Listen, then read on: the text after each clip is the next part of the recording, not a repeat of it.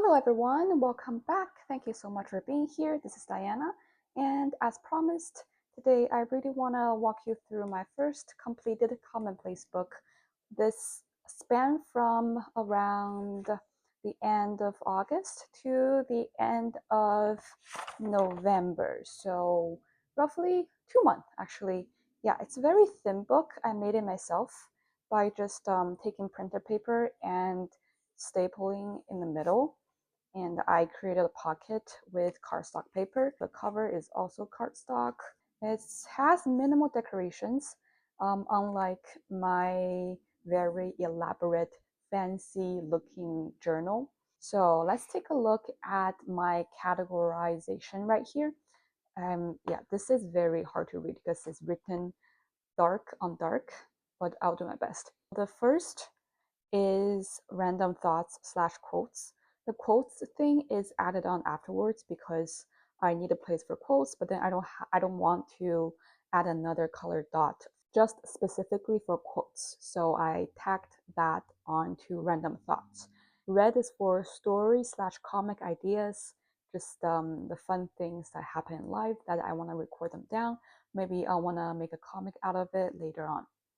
Green is for too many open tabs. That is for when I have way too many open tabs on my iPhone Safari, and there's no way I'm actually going back and reading them.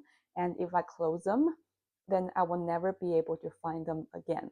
So it's just a way for me to keep everything organized on my Safari navigate page, and also have a place to record whatever I was interested in, the word I found helpful at that moment, just in case I need to go back and reference them some other time. Yellow is for vocab, and purple is for, it used to be for this specific class, but then I crossed it out because it's just some other classes have notes that I want to write down. So purple is just for school notes now. Let's get into my entries. I won't actually show you every single entry that I wrote because some of them is kind of personal. The first one is all right. It was on the night of August 29th. I cannot fall asleep, and I kept thinking about why I want to draw. And I was inspired by Look Back, the movie, where one of the character asked the main character, "Why do you draw?" And that was literally the last dialogue of that movie. And that hit me. So I asked myself, why do I draw? I won't read everything. You can, if you want, on screen and pause the video. But I think I arrived at the conclusion because I draw because it's about me. I make stories because something spoke to me, not to anyone else but to me. Movies, stories, art, aren't they wonderful? Okay, the second entry is on AI. I was scrolling on the Chinese social media called Red Note, and there is one person, influencer, famous artist person who does a lot of classes online. This is what AI means to him, and that really touched me. I don't know if I can translate everything in a right way, but to summarize it, the person believes that drawing is about the artist. So the artist is the most important when it comes to making art, and AI lacks that. And I love his quote. He says, I love drawing. Why would I want AI to take that joy away from me? So I thought that was so good and so wonderful to hear at that point in my life. Okay, maybe I will blur this one because this is kind of personal. The next one is my notes on the power of vulnerability, a TED Talk by Brené Brown. We were supposed to watch that for a class, but I liked it so much that I took some notes on it. I really like this one. These people have the courage to be imperfect, to have the compassion to be kind to themselves than to others. And that is the key to having a strong sense of love and belonging. And I love this quote right here. Those people, they believe what made them vulnerable made them beautiful. And I thought that was very beautiful. And also, this is my existential crisis I'm having right here. Happy is the one whose ambition matches their abilities. Sadly, I'm not such a person. My ambition is too high for my abilities now, at least. Yeah, that was a very sad entry. And this one, I really, really loved the story and was inspired by it. So if you want to look it up, it is QTaco1372 on YouTube. That's the YouTuber. And it is about a person called Yoshida Shoin. The story is about a samurai who was so motivated to learn that he changed history. I think that was the title of that short. Please look it up. It's very inspiring. So it's basically about a samurai who was imprisoned and loved learning so much that he actually transformed the whole prison into a school, kind of. And afterwards, his students went and became great people, I think. I suppose. That's what I remember. You have to watch the short yourself. Okay, and here are just a bunch of story ideas that I had in mind. And honestly, I still don't have the time to actually make them into comics. I will someday, maybe. Okay, and this one is my existential crisis again. My life isn't measured by success. Okay, so but what is my life measured by? Is it the breath I take, the meaningful moments that I have with family or friends, the sense of achievement I get when I accomplish something, happy moments, sad moments, moments worth living? Well, life isn't measured by the breath we take, but by the moments that take our breath away. That was a quote. I forgot who said it. And I said it's still up for debate, in my opinion. Okay, and then I encountered this word epistemic racism in school, so I wanted to write it down. And also, oh, this was very important, long-term flourishing versus success. So this is also something from school. This was before I had a whole new category for school things, so these were still under random thoughts quotes category. So there's a difference between long-term flourishing and success.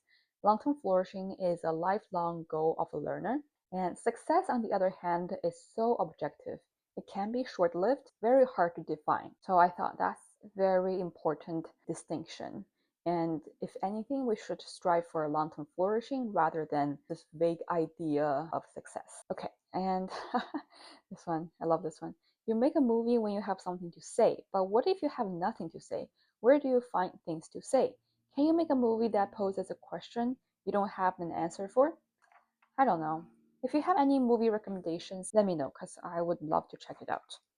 Okay, idiosyncrasy, xenophobia, some words I encounter while studying at school. And then this one is really cool. This is the triangle of what the students will feel like in a classroom. And that was some really good notes that I took and that I also want to implement into my own teaching practice as well when I actually become a teacher later down the line, if I pass everything. Okay, moving on. What is this? I do not remember. And this one was the compilation of notes I got for my working title because I haven't really given this story a title yet. So I'm working on something and I needed feedback. So I asked my friends for feedback and I wrote them down here to address them. And then I got too busy with school, so I stopped. I should finish this. Okay, my New Year's resolution is to finish this story before the end of 2026. And here is some notes I took regarding teaching clay. Wow, a bunch of stuff. This is really important. So I went to a talk by Deb Sparrow, and she says that in her language, I forgot which nation she is from, but she is an indigenous person. There is no word for art in her language. It is life. Art is life. Art is inseparable from life. Artists make life, not art. Okay, and I spent so much time talking about this already in my other video, which I will link down below. If you're interested, I basically talked about how I was obsessed with the Traveler's Notebook brand and then obsessed with buying every single limited edition, but I don't have the money. So I talked myself out of it by sketching, drawing every single limited edition covers out there. There are some notes on the situationists and vocab effective versus effective. This is Terry Cross, Relational World worldview model. So this is a indigenous worldview. So it's divided into cognitive, physical, spiritual, and emotional, the four quarters. And I thought that was really interesting, so I wrote it down. Okay, these two spreads are my inventory tracking how many items I sold in the two markets I did in November, I think. Okay, I really, really love this. Letting other people be other people and try your best to be yourself. 6 Productivity Habits by Ali Abdul on YouTube. This one is something that I would like to try for the new year. So basically set quarter goals instead of annual goals. Weekly reviews of quarter goals. Morning manifesto, basically reviewing your quarter goals every morning and track your focus time. Standing order social events.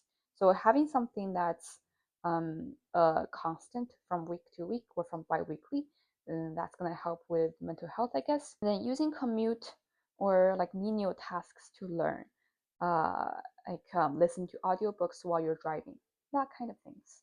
2 types of volcanic eruptions. So I went to a museum and saw that. I forgot to take my notebook with me, so I went back and did some research on this. Oh yeah, this came out of a discussion on scaly versus furry for Zootopia 2 and the fact that there is no fish. There is actually a fish. I watched Zootopia 2. Fish is actually a food source, which is disturbing because why are fish a food when water mammals and amphibians characters? I have to go. I have a class in a bit. I will come back and finish recording this at night. See ya. Good afternoon. I am back. Hopefully, I will have better lighting because it's currently 1 p.m. Let's get back into this. November 19th, I was recommended a book called Syllabus by Linda Berry. So I wrote that down and explaining hegemony. Wait, hegemony. You know what? I cannot pronounce this word. Hegemony. Hegemony. Hegemony. This is a story moment that happened with one of my classmates. She has 2 carrots in her side pocket of her backpack for the entire day. And then at the end of the day, she just took them out and started chewing on them. I thought that was very funny. And another story worthy. Apparently, the engineering department has this giant, what the heck this is, in front of their building, and other departments paint it, and the engineering department have to paint it back as soon as they can. So it's like a very funny thing. Now every time I pass it, I notice something different. And then this is Ali Abdul again, how to change your life video. So this is basically me mapping out how I feel about my life in these 10 categories and then explaining in more detail if there's anything I want to change or if there's anything I'm very good at. And this is another prompt in this same exact video. The prompt is, what would I do if I knew I couldn't fail? So I thought that was really not necessarily helpful, but it was a very good mental exercise. So I would recommend you to check out this video as well as doing this prompt for yourself to see if you like it. And this one, okay, I'm super excited about this. I have some sticker ideas I have on my shop. The first one is a commonplace sticker organization column category. What's the word for that? And so it's basically broken up into all these parts with inspiration taken from how I categorize my commonplace journal. And I decided to remove thoughts and wondering, the deep ones, into another journal. So in the end, here is my prototype, I guess. You can see the registration is a little bit off. I mean, it's just for myself to use, so it's fine. But if I want to create a listing for the sticker sheet on my shop, I will have to fix that before I actually sell it. So I already used these here for my newest commonplace notebook, and I'm very much excited to start. And the next start I have is my 3-year planner slash journal layout stickers. It's for an A5, roughly A5 size notebook that I have. So it's actually a blank sketchbook. I want to turn that into a 3-year journal where I record the story-worthy moments of my life for the next 3 years. So I want to do some kind of design to turn this into a 3-year journal without me having to draw everything for every single page. So here are my ideation process, I guess. I want to have a title page, maybe like story moments, a 3-year diary of some sort, a monthlies page, an empty page for stuff, I guess.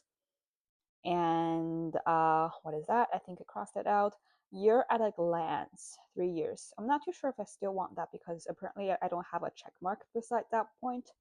Um, the dailies, of course. So what is included in the dailies?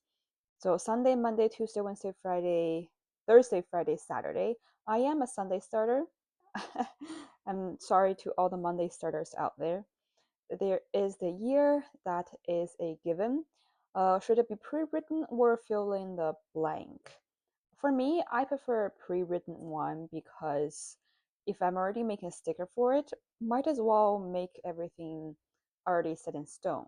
Otherwise, I would just handwrite it. I have two versions. So number one is a category where I either define the story moments of my life as a comedy, bittersweet like drama, tragedy, mystery, romance, adventure, fantasy, or there's an empty one to make it whatever that I choose. Version 2 is some kind of a rating system. Maybe that is for when I actually want to sell this as a sticker sheet on my shop because not everyone will be using this for their story moments. So maybe these won't be too applicable to those people who just want to write what happens in their day. And then I will have an index at the end. And then I want to figure out the design of things.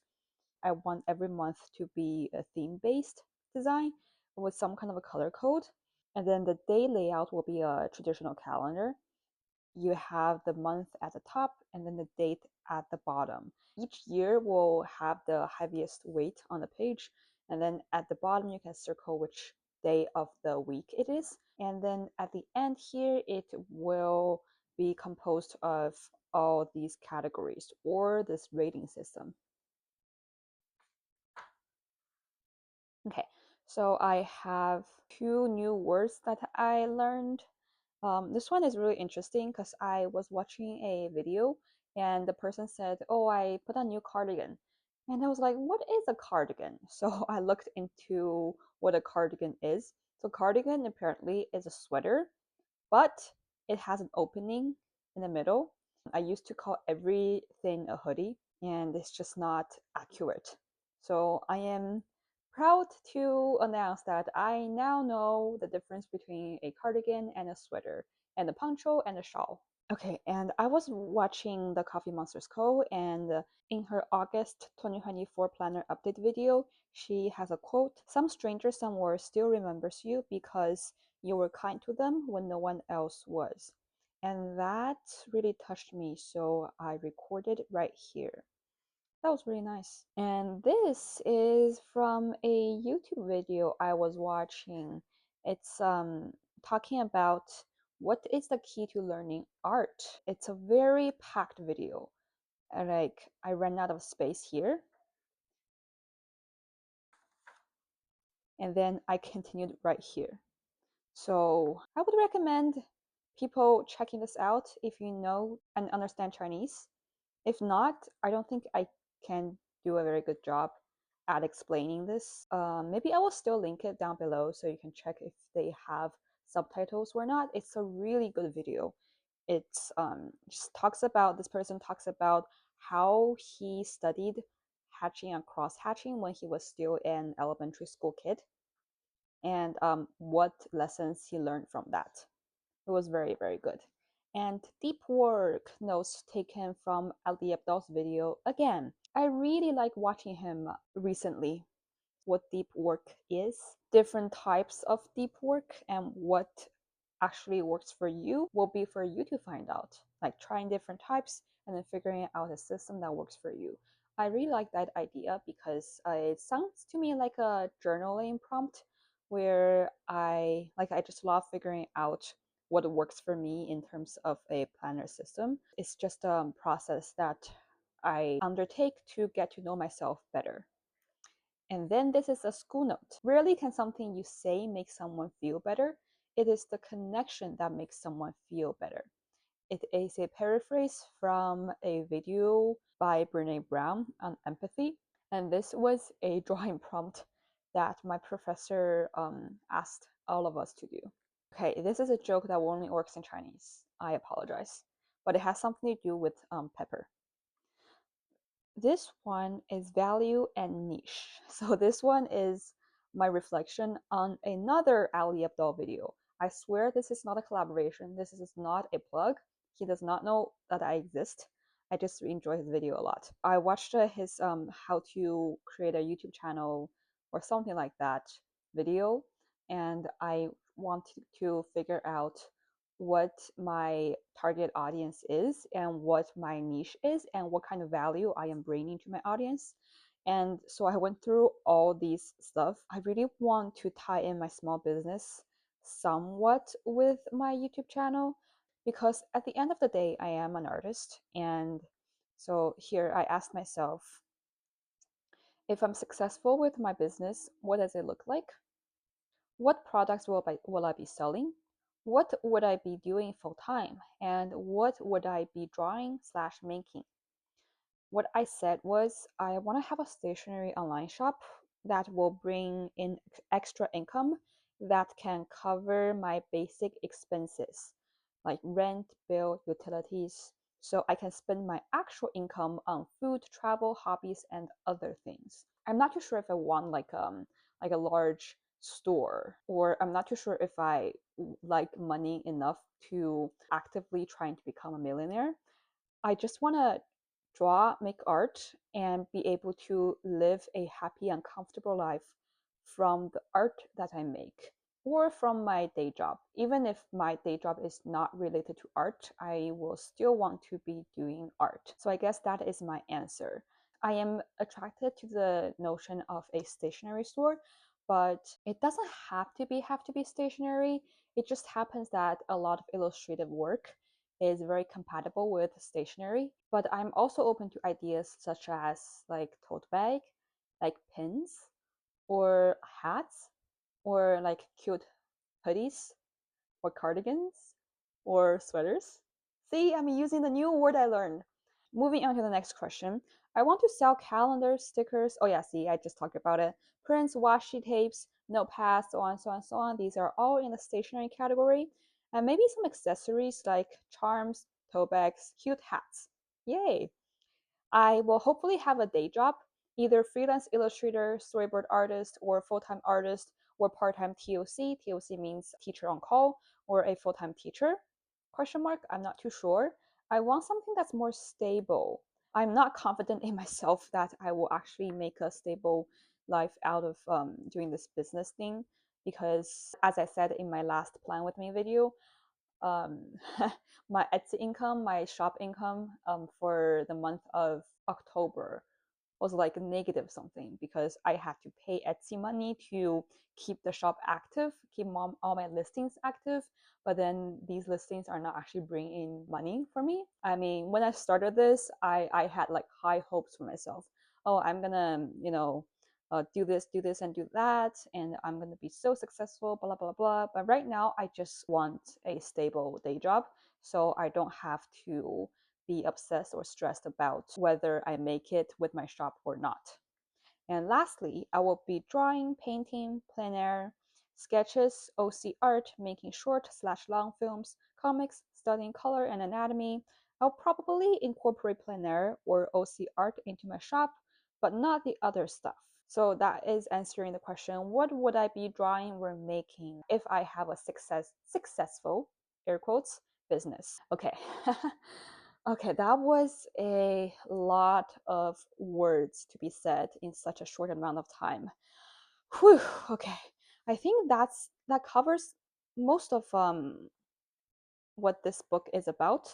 Okay, thank you so much for staying with me all the way until the end.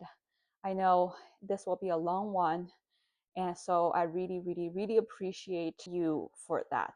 So thank you so much for watching, and please stay tuned for my other videos. And also, if you have any suggestions about what kind of videos you like to see from me, or what kind of art you like to see from me, leave a comment. Thank you so much for watching, and I'll see you in the next one. Bye!